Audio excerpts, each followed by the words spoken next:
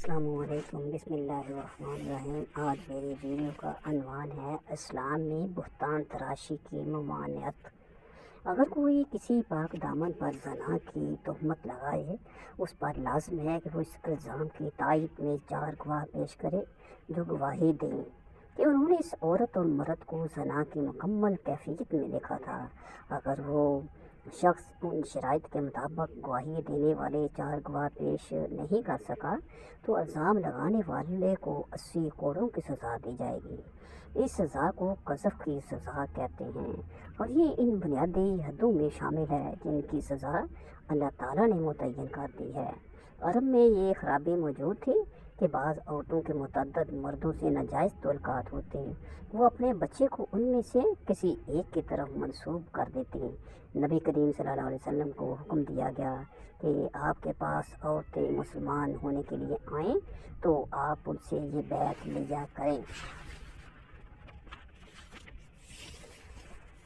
آپ ان سے یہ بیعت لیا کریں ولا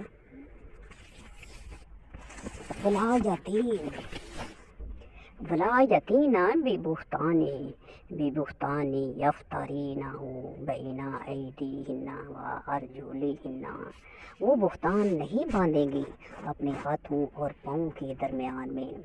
نبی کریم صلی اللہ علیہ وسلم نے فرمایا، جو کوئی اپنے غلام پر تہمت لگائے حالانکہ وہ بے گناہ ہو تو اللہ تعالیٰ قیامت کے دن اس مالک کی پیٹھ پر کوڑے مارے گا۔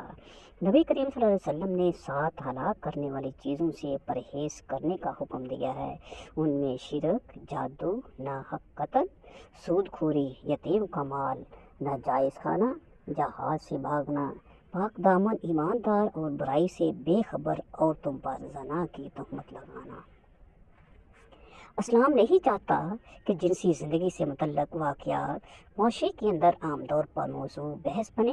لوگ مجلسوں میں کسی کی جنسی زندگی کے بارے میں گفتگو کریں، لوگوں کی ذاتی زندگیاں بھی لوگوں کی دسترس سے نہ بچیں۔ بدکماش لوگوں کے بارے میں دوسرے لوگوں کو بھی پتہ چلے اور برے لوگوں کو پتہ چلے کہ ان کی کماش کے لوگ کہاں کہاں ہیں، اور ہوس رانی کے اڈوں کے بارے میں لوگوں کو معلومات ملیں۔ جنسی موضوعات پر گفتگو کرنے سے خود اپنے اندر بھی ہیجانی کیفیت پیدا ہوتی ہے۔ الزام تراشی سے بچاؤ کی تدبیر۔ اسلام کا دعویٰ یہ ہے کہ اگر کسی نے اس جرم کا ارتکاب ہوتے دیکھا ہے تو اس کا ثبوت فراہم کرے۔ اس طرح کی باتوں کو اس نے محض مجلسی گفتگو کے لیے نہیں چھوڑ دیا، بلکہ کہا کہ اگر کوئی الزام لگاتا ہے تو اسے چاہیے کہ الزام ثابت کرے اور گواہ پیش کرے، ورنہ مجلسوں میں اس پر مزے لے کر باتیں نہ کرے۔ اگر کسی نے کسی کو اپنی آنکھوں سے بدکاری کرتے ہوئے دیکھ لیا ہے تب بھی حد المقدور وہ خاموشی ہی اختیار کرے۔ گندگی ایک جگہ جہاں پڑی ہے وہیں پڑی رہنے دیں۔ اگر اس کا چرچا کیا جائے تو یہ ایسا ہی ہے جیسے ایک جگہ کی گندگی کو جگہ جگہ بکھیر دیا جائے۔ دوسروں کی عزت کی حفاظت۔ اسلام ایک صاف ستھری معاشرے کا تصور دیتا ہے کہ وہ یہ بات پسند نہیں کرتا جس کسی کا جی چاہے وہ جس شخص پر چاہے چھوٹی سی زبان ہلا کر الزام لگا دے اور اس کی شہرت عزت کو داغدار کر دے۔ اسلامی معاشرے میں کسی کی عزت بہت قیمتی چیز ہے۔ نبی کریم صلی اللہ علیہ وسلم نے حجۃ الوداع کے خطبے میں ارشاد فرمایا کہ تمہاری جانیں، تمہارے مال اور تمہاری عزتیں ایک دوسرے کے لیے اسی طرح حرام ہیں جس طرح یہ مہینہ ذی الحج، آج کا یہ دن، عرفہ کا دن اور یہ شہر مکہ محترم اور عزت والا ہے۔ آپ صلی اللہ علیہ وسلم نے فرمایا، مسلمانوں کی ہر چیز دوسرے مسلمان پر حرام ہے، اس کا خون، اس کا مال، اس کی آبرو۔ اس سلسلے میں آپ کا یہ ارشاد بھی بنیادی اہمیت کا حامل ہے۔ مسلمان وہ ہے جس کی زبان اور جس کے ہاتھ سے دوسرے مسلمان محفوظ ہوں۔ نبی کریم صلی اللہ علیہ وسلم نے فرمایا، جو شخص اپنی زبان کی ضمانت دے کہ وہ اسے درست طور پر استعمال کرے گا تو میں اسے جنت کی ضمانت دیتا ہوں۔ اس طرح لوگوں کو محتاط کر دیا گیا ہے کہ وہ زبان احتیاط سے استعمال کریں، محض الزام تراشیوں پر لوگوں کو سزائیں نہ دی جائیں۔ کن الفاظ پر سزا لاگو ہوگی؟ کسی نے کسی کے باپ کا نام لے کر کہا کہ تم اس کا بیٹا نہیں، کسی کو زانیے کا بیٹا کہا، ماں پاک دامنی کی زندگی گزار کر مر چکی ہے، اب اگر مقذوف عدالت میں مطالبہ کر دے تو حد قذف جاری ہوگی۔ کسی کو یا زانی یا اے زانیہ کہا، کسی کو ولد دزانا کہا تو بھی حد قذف لگے گی۔ اگر دو آدمیوں نے لڑائی کے دوران ایک دوسرے کو زانی کہا اور دونوں نے حد قذف کا مطالبہ کر دیا تو تحقیق کی جائے گی، اگر زانی ثابت نہ ہو تو دونوں پر حد قذف لاگو ہوگی۔ قذف کی سزا کیا ہے؟ جو شخص کسی پر زنا کی تہمت لگائے لیکن یہ الزام ثابت نہ کر سکے تو اس کے لیے 3 سزائیں ہیں۔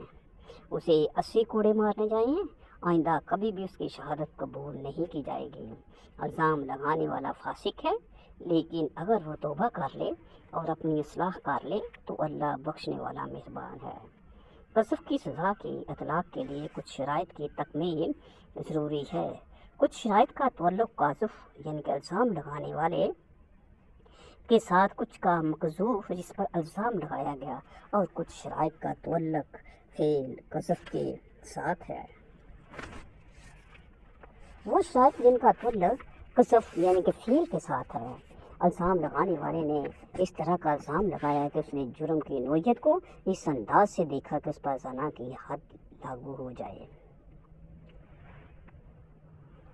جس پر الزام لگایا گیا ہے اسے زنا سے پیدا ہونے والی اولاد کہا ہو، ان دونوں صورتوں میں الزام بالکل واضح ہونا چاہیے۔ اشارات کنایات خفی نہیں ہوں گی، مثلا کسی کو فاسق، فاجر، بدکار یا رنڈی کا سبنا وغیرہ کہتا، ایسے الفاظ ہیں کہ ان پر قذف کی سزا نہیں دی جا سکتی۔ تہمت لگانے والے سے متعلق شرائط: الزام لگانے والا بالغ ہو، بچہ اگر الزام لگائے تو اس پر 80 کوڑوں کی سزا نہیں ہوگی، البتہ تاثیر یعنی کہ 80 کوڑے سے کم سزا دی جا سکتی ہے۔ عاقل ہو، مجنون پر حد قذف لاگو نہیں ہوگی۔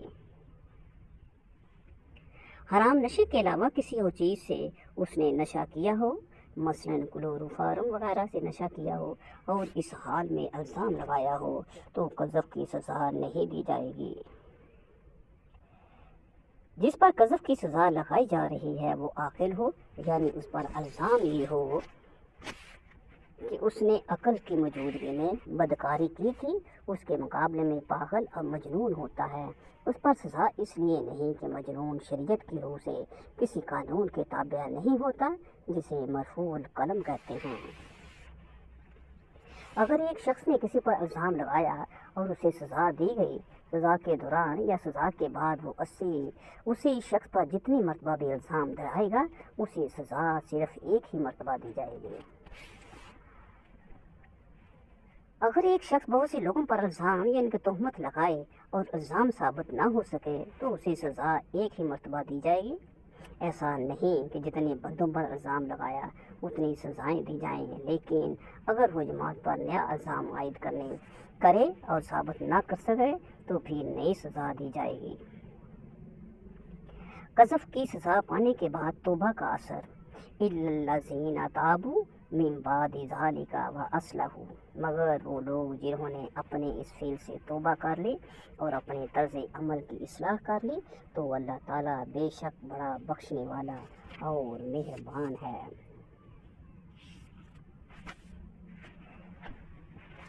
افق کا لغوی معنی بات کو الٹ دینا، حقیقت کے خلاف کچھ بنا دینا، اسی مناسبت سے اس کا معنی جھوٹ اور افترا کیے جاتے ہیں۔ اگر یہ کسی الزام کے حوالے سے بولا جائے گا تو اس کا معنی بہتان بن جاتا ہے، بدترین قسم کا جھوٹ جو حق کو باطل سے اور باطل کو حق سے بدل دے، پاک دامن کو فاسق سے اور فاسق کو پاک دامن بنا دے، اسے افق کہتے ہیں۔ اس آیت کریمہ میں واقع افق کی طرف اشارہ ہے جسے مختصر کے ساتھ پیش کیا گیا ہے۔ غزوہ بنو مستلق کے موقع پر حضرت عائشہ صدیقہ رضی اللہ تعالی عنہا رسول اللہ صلی اللہ علیہ وسلم کے ساتھ تھے۔ واپسی پر مدینہ سے کچھ فاصلے پر رات کو لشکر نے پڑاؤ کیا۔ رات کا ابھی کچھ حصہ باقی تھا کہ لشکر کو کوچ کا حکم دیا گیا۔ حضرت عائشہ خود بیان کرتی ہیں کہ میں قضائے حاجت کے لیے باہر گئی ہوئی تھی، لیکن میرا ہودہ اٹھانے والوں نے یہ سمجھا کہ میں ہودے کے اندر موجود ہوں۔ انہوں نے خالی ہودہ اٹھا لیا اور چل دیے۔ میں واپس آئی تو قافلہ جا چکا تھا۔ میں نے اپنے اوپر چادر اوڑھی اور وہیں زمین پر لیٹ گئی۔ جب سفیدی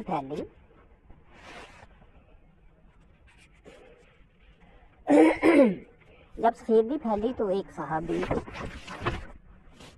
صفوان بن معطل سلمہ ادھر آئے۔ وہ پردے کے احکام نازل ہونے سے قبل مجھے پہچانتے تھے۔ انہوں نے مجھے دیکھا تو انا للہ و انا الیہ راجعون پڑھا کہ رسول اللہ صلی اللہ علیہ وسلم کی بیوی پیچھے رہ گئی۔ یہ صحابی بھی قافلے میں شریک تھے اور بدری صحابہ میں سے تھے، لیکن انہیں صبح تک سوئے رہنے کی عادت تھی۔ وہ بھی یا تو اس عادت کی وجہ سے پیچھے رہ گئے یا رسول اللہ صلی اللہ علیہ وسلم نے ان کی ڈیوٹی لگا رکھی تھی کہ وہ قافلے کے کوچ کرنے کے بعد قافلے کی رہی صحیح چیزیں اٹھانے کے لیے پیچھے رہا کریں۔ اگر صفوان نے میرے پاس لا کر اونٹ بٹھا دیا اور میں ان سے کوئی بات کیے بغیر اس پر بیٹھ گئی۔ دوپہر کے قریب ہم قافلے سے مل گئے۔ حضرت عائشہ پر صورتحال کا انکشاف۔ حضرت عائشہ صدیقہ بیان کرتی ہیں کہ میں مدینے پہنچ کر بیمار پڑ گئی۔ مجھے معلوم نہ تھا کہ کیا کیا باتیں میرے بارے میں ہو رہی ہیں۔ میں اس پر حیران تھی کہ رسول اللہ صلی اللہ علیہ وسلم نے میرے ساتھ بول چال کیوں چھوڑ دی ہے۔ میری بیماری کے بارے میں دوسروں سے ہی پوچھ لیتے۔ میں آپ سے پوچھ کر اپنی والدہ کے پاس چلی گئی تاکہ میری تیمارداری تو کوئی کر سکے۔ وہاں مجھ پر انکشاف ہوا کہ میرے بارے میں کیا کیا باتیں ہو رہی ہیں۔ میں اس پر بہت پریشان ہو گئی۔ میں گھر رہی تو ساری رات روتی رہی۔ مہینہ بھر میں اور نبی کریم صلی اللہ علیہ وسلم اپنی اپنی جگہ سخت اذیت میں مبتلا رہے۔ میرے والدین بھی سخت پریشان تھے۔ ایک روز نبی کریم صلی اللہ علیہ وسلم نے میرے پاس آ کر بیٹھے اور فرمایا تمہارے بارے میں مجھ تک اس طرح کی باتیں پہنچی ہیں۔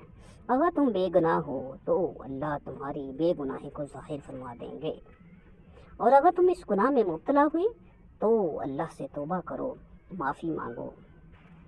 بندہ جب اپنے گناہ کا اعتراف کر کے توبہ کرتا ہے تو اللہ اسے معاف فرما دیتے ہیں۔ حضرت عائشہ صدیقہ بیان کرتی ہیں کہ میں نے اپنی والدہ اور والد محترم سے کہا کہ آپ نبی کریم صلی اللہ علیہ وسلم کی بات کا جواب دیں، لیکن انہوں نے کہا کہ ہماری وضاحت اور بیان کی کیا حیثیت ہوگی۔ میں خود بھی کہہ رہی تھی کہ میری وضاحت پر کون یقین کرے گا۔ میں اپنے دل میں کہہ رہی تھی کہ اللہ میری بے گناہی سے آگاہ ہے، وہ یقیناً میری بے گناہی ثابت کرے گا۔ حضرت عائشہ صدیقہ کی برات بصیہ وحی۔ ہم اس کیفیت سے بیٹھے ہوئے تھے کہ نبی کریم صلی اللہ علیہ وسلم پر وہ کیفیت طاری ہوگی جو وحی کی نزول کے وقت طاری ہوتی تھی۔ اس کیفیت کے بعد نبی کریم صلی اللہ علیہ وسلم نے ہنستے ہوئے مجھے مبارکباد دی کہ اللہ نے تیری برات کا اعلان فرما دیا ہے۔ اس موقع پر سورۃ النور کی آیت نمبر 11 تا 21 نازل ہوئی۔ میری والدہ نے کہا کہ اٹھ کر نبی کریم صلی اللہ علیہ وسلم کا شکریہ ادا کرو۔ میں نے کہا کہ میں سب سے پہلے اللہ تعالیٰ کا شکر بجا لاؤں گی۔ اس موقع پر عموماً صحابہ کرام میں سے بعض منافقین کے پراپوگنڈے سے متاثر ہو گئے۔ ان میں حضرت مصطح بن اساسہ، حسان ابن ثابت اور حمنہ بن حجش زیادہ آگے تھے۔ جو منافقین اس میں پیش تھے ان میں عبداللہ ابن ابی زید بن رفاہ تھے۔ منافقین جن کا سردار عبداللہ بن ابی تھا، اس نے اس واقعے کو بہت بڑھا چڑھا کر اچھالا۔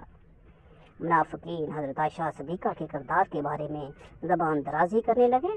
اس موقع پر عبداللہ ابن ابی نے کئی مقاصد حاصل کرنے کی کوشش کی۔ اس نے ایک طرف رسول اللہ صلی اللہ علیہ وسلم اور حضرت ابوبکر صدیق کی عزت پر حملہ کیا، دوسری طرف اس نے اسلامی تحریک کے بلند ترین اخلاقی وقار کو گرانے کی کوشش کی، تیسری طرف اس نے ایک چنگاری پھینکی کہ اگر اسلام اپنے پیروکاروں کی کایا پلٹ نہ کر چکا ہوتا تو مہاجرین اور انصار آپس میں لڑ پڑتے، کیونکہ حضرت عائشہ کے حوالے سے جس شخص پر الزام لگ رہا تھا یعنی صفوان ابن معطل کا تعلق خزرج سے تھا، منافقین اسے اوس اور خزرج کی قبائلی لڑائی بنا دیتے۔ جس شخص نے بھی اس فتنے میں جس قدر حصہ لیا اس نے اسی قدر گناہ سمیٹا، اسی قدر وہ سزا کا مستحق ہوا۔ بعض خوش ہو کر اس کا ذکر کرتے اور خود الگ تھلگ بیٹھ کر در نبوی کے بارے میں گستاخانہ باتوں کا مزہ لیتے اور در نبوی کی توہین کے لیے ماحول اور سما باندھتے۔ بعض لوگ اظہار افسوس کے طور پر اس واقعے کا ذکر کرتے، بعض اس واقعے کا سن کر تردد میں پڑ جاتے، بہت سے خاموش ہوتے، بہت سے سن کر جھٹلا دیتے۔ جنہوں نے اتہام لگایا تھا انہیں قذف کی سزا دی گئی۔ لا تحسبوه شر لکم بل ہوا خیر لکم۔ واقعہ افق بظاہر بڑا پریشان کن واقعہ تھا، لیکن اس کے بارے میں کہا جاتا ہے کہ اس میں بھی تمہارے لیے خیر کے بہت سے پہلو موجود ہیں۔ منافقین نے اپنی طرف سے تو مسلمانوں کی اخلاقی فوقیت اور برتری پر وار کیا تھا، جبکہ مسلمانوں کے لیے ان کی اخلاقی برتری ہی ان کا امتیاز تھا۔ لیکن مسلمانوں کے اس اعتبار کو اللہ نے برقرار رکھا۔ حضرت عائشہ صدیقہ کی برات اور بے گناہی کا اعلان اللہ تعالیٰ کی طرف سے ہو گیا۔ اسی بے گناہی کے اعلان میں رسول اللہ صلی اللہ علیہ وسلم اور حضرت ابوبکر صدیق اور ان کے خاندانوں کی اخلاقی برتری بھی قائم رہی۔ رسول اللہ صلی اللہ علیہ وسلم، حضرت ابوبکر صدیق اور ان کے خاندان والوں نے اور عام مومنین نے ایسا طرز عمل اختیار کیا جس سے واضح ہوا کہ یہ لوگ برائی سے کس قدر پاک، کیسے ضبط و تحمل کا مظاہرہ کرنے والے، کیسے کریم النفس لوگ ہیں۔ نبی کریم صلی اللہ علیہ وسلم کا ایک اشارہ ایسے لوگوں کا خاتمہ کر سکتا تھا، لیکن پورا مہینہ بڑے صبر و تحمل کا مظاہرہ کیا، منافقین کو کچھ نہ کہا۔ ازواجی مطہرات میں سے بھی کسی نے اپنی سوکن حضرت عائشہ کے خلاف زبان تک نہیں کھولی۔ حالانکہ نفسیاتی اور معاشرتی اعتبار سے دیکھا جائے تو سوکن کے خلاف زبان درازی کرنے کا اس کے علاوہ کون سا اچھا موقع ہو سکتا تھا۔ لیکن حضرت زینب، جن سے حضرت عائشہ صدیقہ کا کسی موقع پر مقابلہ ہو جایا کرتا تھا، انہوں نے بھی حضرت عائشہ کے بارے میں بھی یہی کہا کہ خدا کی قسم میں اس کے اندر بھلائی کے سوا کچھ نہیں جانتی۔ خود حضرت عائشہ صدیقہ کی اعلیٰ ظرفی بھی اس موقع پر سامنے آئی۔ حضرت حسان ابن ثابت نے اس موقع پر ان کے خلاف بہت کچھ کہا تھا، لیکن آپ ان کے ساتھ ہمیشہ عزت و اکرام سے پیش آئی۔ کسی نے کہا کہ انہوں نے تو آپ کے خلاف خوب باتیں کی تھیں، لیکن حضرت عائشہ نے فرمایا کہ یہ وہ لوگ ہیں جو رسول اللہ صلی اللہ علیہ وسلم کے دشمن شعراء کو منہ توڑ جواب دیا کرتے تھے۔ عام مسلمانوں کی یہ حالت تھی کہ حضرت ابو ایوب انصاری سے ان کی بیوی نے حضرت عائشہ کے بارے میں بات کی۔ وہ کہنے لگی، اے ایوب کی ماں، اگر تم عائشہ کی جگہ ہوتی تو کیا ایسا فعل کرتے؟ وہ بولے، خدا کی قسم ہرگز ایسا نہ کرتی۔ آپ نے فرمایا کہ عائشہ صدیقہ تو تم سے کہیں بہتر خاتون ہیں، اور اگر میں صفوان کی جگہ ہوتا تو میں بھی اس طرح کے برے فعل کا تصور بھی نہیں کر سکتا تھا۔ صفوان تو مجھ سے اچھا مسلمان ہے۔ ان حقائق کی روشنی میں یہ بات واضح ہو جاتی ہے کہ منافقین جو کچھ چاہتے تھے، نتیجہ اس کے بالکل برعکس نکلا، اور مسلمانوں کی اخلاقی برتری پہلے سے بھی زیادہ کھل کر واضح ہو گئی۔ یہ واقعہ اس اعتبار سے بھی اپنے اندر خیر کے پہلو سمیٹے ہوئے ہیں کہ اس کے پس منظر میں اسلام کے بہت سے قوانین، احکام اور مدنی ضوابط نازل ہوئے۔ اس واقعے کی بدولت ایسی ہدایات حاصل ہوئیں کہ جن پر عمل کر کے مسلم معاشرے کو ہمیشہ کے لیے برائیوں کی پیدائش اور ان کی اشاعت سے محفوظ رکھا جا سکتا ہے، اور اگر پیدا ہو جائیں تو ان کا بروقت تدارک کیا جا سکتا ہے۔ یوں بھی کہا جا سکتا ہے کہ اس واقعے کے پس منظر ہمیں وہ ہدایات حاصل ہوئیں کہ اگر آئندہ کسی بھی زمانے میں اس طرح کی صورتحال پیدا ہو جائے تو مسلمانوں کو کیا رویہ اختیار کرنا چاہیے۔ اس واقعے کے پس منظر میں خصوصاً حضرت عائشہ صدیقہ اور دیگر ازواج مطہرات کی بالواسطہ طور پر عفت اور پاک دامنی کا ہمیشہ ہمیشہ کے لیے اعلان کر دیا گیا کہ نبی کریم صلی اللہ علیہ وسلم کے گھر میں جن ازواج کو اللہ نے جگہ دی ہے وہ ہر طرح سے کسی بھی اخلاقی کراوٹ سے پاک اور منزہ ہیں۔